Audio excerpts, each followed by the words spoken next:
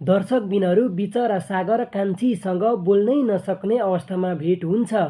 भेट पनि यस्तो अवस्थामा गरायो दैव, बिचरा सागरले कान्छीसँग कति धेरै दुःख पोख्न मन थियो होला, तर ती दुःखहरू पनि पोख्न पाउँदैनन्।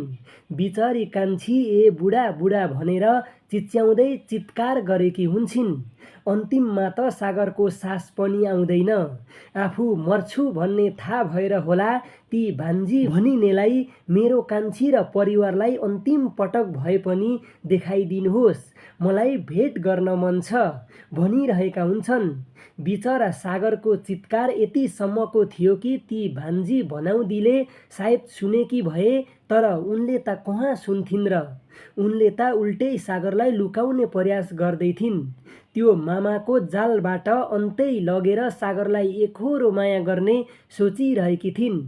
माया त दोहोरो हुनुपर्छ, कसैले कसैलाई जबरजस्ती गरेर कहाँ माया हुन्थ्यो र। सागरले माया उनलाई गर्दैनन्। सागरको मनमा त केवल कान्छी मात्र छिन्। कान्छी मात्र भएको बेलामा सागरलाई उनले किन यसरी माया गर्छु भनेर झुट्टो नाटक गरिरहेकी छिन्। बिचरा सागरको सास समेत आइरहेको थिएन। अन्तिममा जस्तो हुँदा पनि आफ्नो श्रीमतीको नाम लिइरहेका थिए। कान्छु कान्छु, मलाई मेरो बच्चाको भन्दा पनि कान्छुको माया धेरै लागिरहेको छ।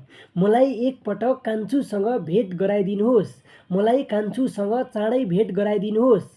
मलाई भोकको पनि चिन्ता छैन, प्यासको पनि चिन्ता छैन, मलाई निन्द्राको पनि चिन्ता छैन। चिन्ता छ त केवल मेरी प्यारी श्रीमती कान्छीलाई भेट्न पाए हुन्थ्यो भन्ने। सागरले भने यस्तै यस्तै भनिरहेका थिए। रुँदै थिए, कराउँदै थिए, छटपटाउँदै थिए। यस्तै अवस्थामा पनि कान्छु भन्दा अरू शब्द नै निस्किएको थिएन। आखिर कान्छी कति धेरै भाग्यमानी रहेछिन् सागर जस्तो श्रीमान पाउनु। सबैले यसरी कान्छीबाट छुटाउन खोज्दा पनि र हरेक मानिसले सागरलाई नराम्रो भन्दा पनि उनको मनमा भने कान्छु भन्दा अरू कोही आउँदैनन्। हो दर्शकबिनहरू, तपाईँहरूले सागरलाई के भन्न चाहनुहुन्छ? तल कमेन्ट बक्समा गई आफ्ना जिज्ञासा, राय, सल्लाह सुझाव राख्न भने नबिर्सनुहोला। यदि तपाईँहरू हाम्रो युट्युब च्यानलमा नयाँ हुनुहुन्छ भने कृपया हाम्रो युट्युब च्यानललाई सब्सक्राइब गरी नजिकै रहेको बेल आइकनलाई दबाई हामीसँग जोडिनुहोला। त्यो मामाको जालबाट अन्तै लगेर सागरलाई एकोहोरो माया गर्ने सोचिरहेकी थिइन् सलिनाले। माया त दोहोरो हुनुपर्छ, कसैले कसैलाई जबरजस्ती गरेर कहाँ माया हुन्थ्यो र। सागरले माया उनलाई गर्दैनन्। सागरको मनमा त केवल कान्छी मात्र छिन्।